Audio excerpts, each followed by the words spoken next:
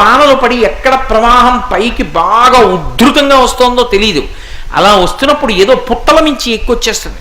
వచ్చినప్పుడు పుట్టల్లో కలుగుల్లో ఉన్నటువంటి పెద్ద పెద్ద పావులు నీటిలో కొట్టుకొస్తూ అవి విషాన్ని చిమ్ముతాయి. నీరు విషమైపోతుంది.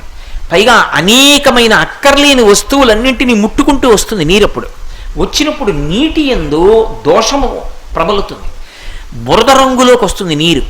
అప్పుడు విఘ్నేశ్వర ప్రతిమ, మట్టితో ఉన్న ప్రతిమ, 21 రకాల పత్రులు, ఓషధీతత్వం కలిగిన పత్రులు నదీ జలాల్లో కలిస్తే ఈ పత్రి అంతా ములిగి లోపలికి వెళ్ళి కూర్చుంటుంది. వీటిల్లోంచి ఓషధీతత్వం వస్తుంది. మారేడులోంచి మారేడు, తులసిలోంచి తులసి, తులసితో కలిస్తే ఫ్లోరైడ్ కూడా విరిగిపోతుంది అని ఇప్పుడు శాస్త్రవేత్తలు అంగీకరిస్తారు.